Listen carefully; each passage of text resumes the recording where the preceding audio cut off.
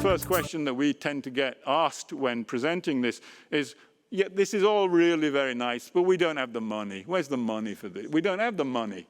You know, this is, and it's a funny argument, given that we've spent $20 trillion saving banks, which is more or less what we've done over the last 10 years. $20 trillion is the increase, at least in central bank asset sheets. The idea that we don't have the money just doesn't ring true when you're trying to save the planet. It's Global Political Economy News Docs. I'm Lynn Fries. That clip was from a debate on how to finance a global Green New Deal at the Trade and Development Board meeting at the United Nations, Geneva. The occasion was the presentation of the 2019 Trade and Development Report, Financing a Global Green New Deal. The clip featured at the Open was of Richard Kozel-Wright, UNCTAD's chief economist and lead author of the report. On this occasion, at the invitation of UNCTAD, Ann Pettifor, author of The Case for a Green New Deal, was a key speaker. Ann Pettifor is the director of PRIME, Policy Research in Macroeconomics, and research fellow at City University, London. This news doc features the address presented by Ann Pettifor. We go now to the UN Geneva and our featured clips. So for me, what's really important is that we ought to understand the way the international financial system operates. And I think there's limited understanding, especially amongst economists who are predominantly microeconomists, who are mainly concerned with the activities of the individual and the firm, and not macroeconomists looking at the world in aggregate. Rana Furuha is a columnist on the Financial Times, and she's written that to fix things, we need to first tell ourselves the correct story of how we got here. Financialization is easily the least studied and the least explored reason behind our inability to create shared prosperity, despite, for example, Britain and the United States, and others being the richest and most successful nations in history. And Gordon Brown recently complained that we are in a leaderless world. And this point about the failure of multilateralism, the absence of international policy coordination, is a result of not having good leadership across the world. He argued that the cooperation that was seen in 2008 was not possible in a post-2018 world, both in terms of central banks and governments working together. Now, I want to dispute that, because there was coordinated leadership between 2009 and 2018, but the coordinated leadership was by central banks whose purpose was to bail out the private finance sector, not the world. Right. So we have had leadership, but it's not been for the rest of us, it has been for the private finance sector. This year, we reminded ourselves that it was 100 years since the World War I Declaration of Armistice, the end of the war, World War I, and when world leaders gathered in Paris to remember 100 years ago when the peace treaty was being signed in the Hall of Mirrors in Versailles, France. John Maynard Keynes was there in 1919. It was chaos not just in France, of course, but across Europe. And it was clear to him that the leaders were not interested in helping Europe to recover. And he also understood money as a social technology rather than the real exchange based on barter. In the words of Joseph Schumpeter, money is nothing more than a promise to pay. That's all it is. It's a social construct, and the way in which we manage it is managed as part of social technology. So the problem that Europe faced 100 years ago was that the Germans owed the British money but had no capacity to pay, nor capital to invest in reconstruction of those assets that would generate income and enable the country to pay. The British owed the Americans money, but they had no capacity to pay unless the Germans paid, which they could not. So Keynes came up with a revolutionary plan. Germany would issue bonds up to £1 billion, roughly. They would pay interest on that of about 4%, and there would be a sinking fund to retire debt by 1925. 70% of the money raised would go back to the creditors as reparations, and 30% would be used for reconstruction. But the key point about these bonds was that they were going to be guaranteed by allied governments, by governments. Germany would promise to pay, and Britain, the United States, France would stand behind that promise, would guarantee that promise. That would give the promise value. That would make the German bond a valuable asset. So the bonds would have priority over all other German obligations, and enemy nations would guarantee them jointly and severally, and the League of Nations would impose a penalty if Germany foreclosed or defaulted. So Keynes took his plan, first of all, to Lloyd George, and to his surprise, both the British Treasury and Lord George supported it, and so did the French. And then he took it to President Wilson of the United States of America. President Wilson overturned his proposal immediately. A letter came back straight away and said, this is not possible. There is a historian, an economic historian, Eric Rawchway, who can now reveal that the letter wasn't written by President Wilson.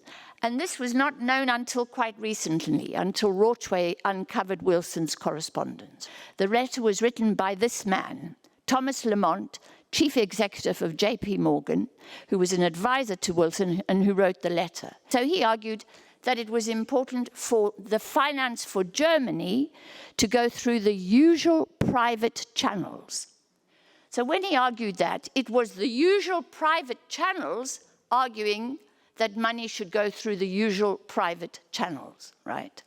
In other words, he wanted Germany's recovery to be financed by Wall Street, not by an alliance, not by the coordination of allied governments. So as a result, Keynes's plan, which was for a redesign of the international financial architecture away from the gold standard, departing from the gold standard and private authority over the financial system. In other words, then, under the gold standard, the international financial system was governed by Wall Street and by the City of London, by private authority.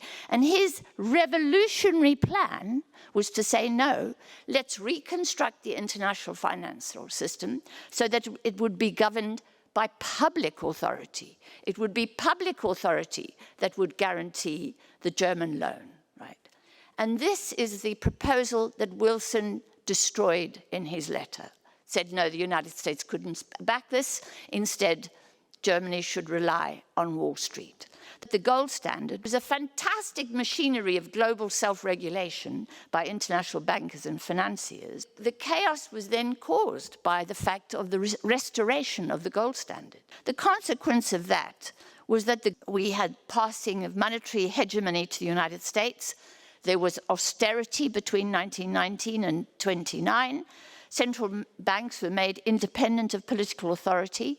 Capital markets were liberalized. Money was expensive. Real high interest rates were charged by Wall Street and the City of London.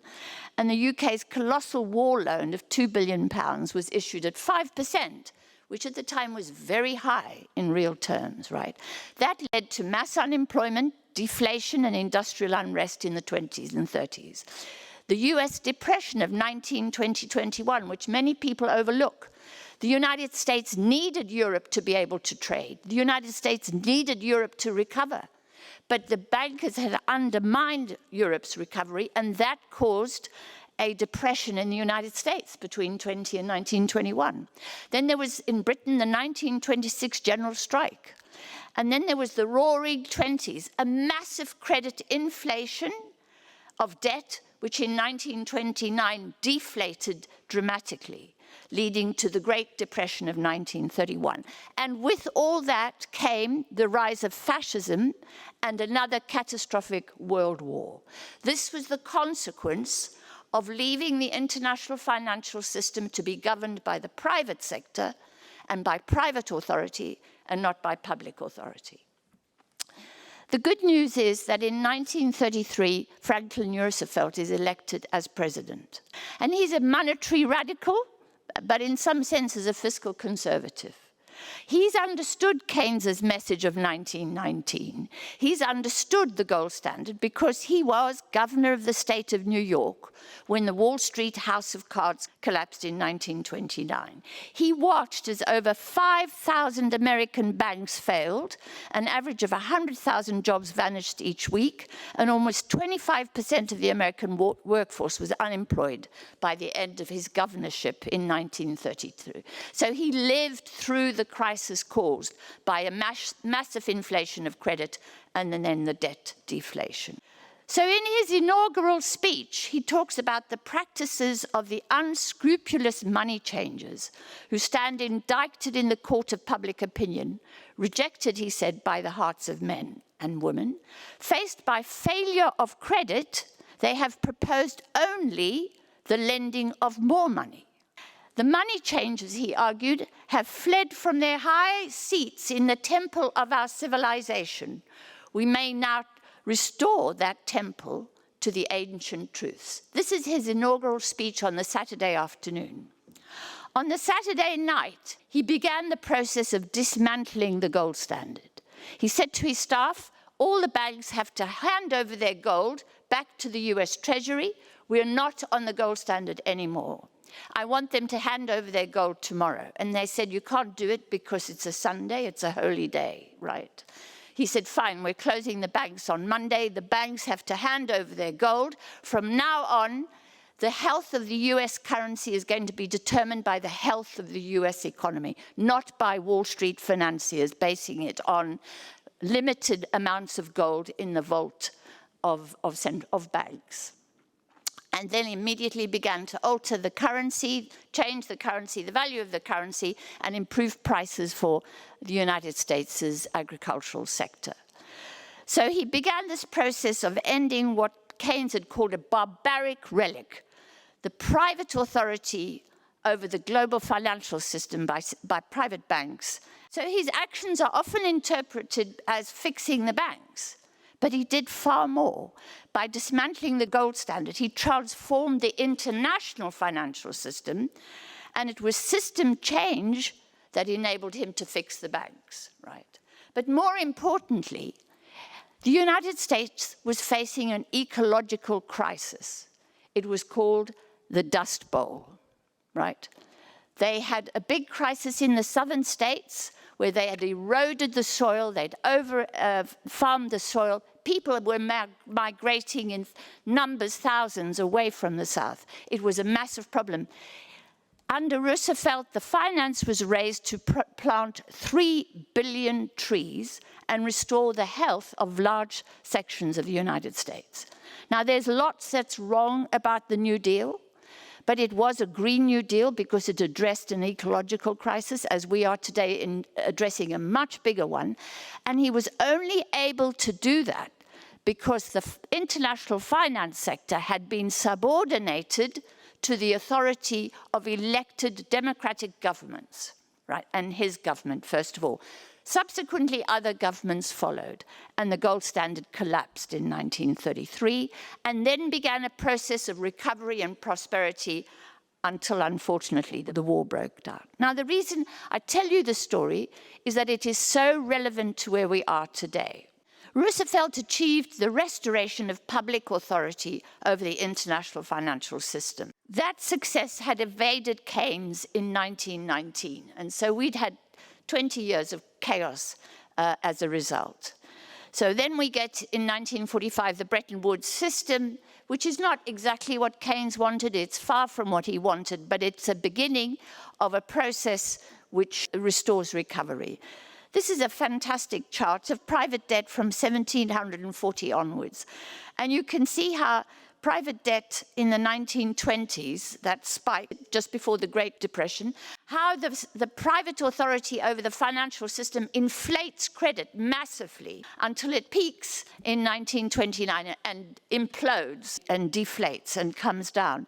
And then we see a period between 1940 and 1960 where the Bretton Woods system is introduced and there's public authority over the international financial system and the debt levels stay low. Then gradually the bankers chip away at the system, they chip away and they try and break it up and they eventually succeed, and we see credit inflating massively once again until 2007-9. What we've seen now as a result of this private authority over the globalized financial system is volatile capital flows, illicit financial flows, phantom FDI, international corporate tax outdated, and the rise of the digital economy and so on. But mainly we see this dramatic number of phantom FDI. We have to remember what Alan Greenspan told us, and he spoke the truth in 2005 when he said, thanks to globalization, policy decisions in the US have been largely replaced by global market forces. National security aside, it hardly makes any difference who will be the next president. The world is governed by market forces. And that is the truth. The government of our international financial system is by something called the invisible hand. Unaccountable, invisible hand, which is causing chaos as it did then, and as it did in the 1920s and 30s, is leading to political insurgencies and the rise, let's be frank about this, of a form of fascism in some countries. It's a threat that arises from the economic failures of the globalized system, which has led to political uprising. He argued, let ideas be international, let goods be homespun, but above all, let finance be national. And that is a message I think we have to take if we want to know how to finance the Green New Deal. Now, I want to argue that financing the Green New Deal is utterly affordable. We've been told that it would cost about $90 trillion, according to the Global Commission on the Economy and the Climate, or about $8.2 trillion per annum over 11 years. There are only two sources of finance. The first is credit, the promise to pay. When you spend on your credit card, there is no money in your credit card account. You haven't put your savings in the credit card account.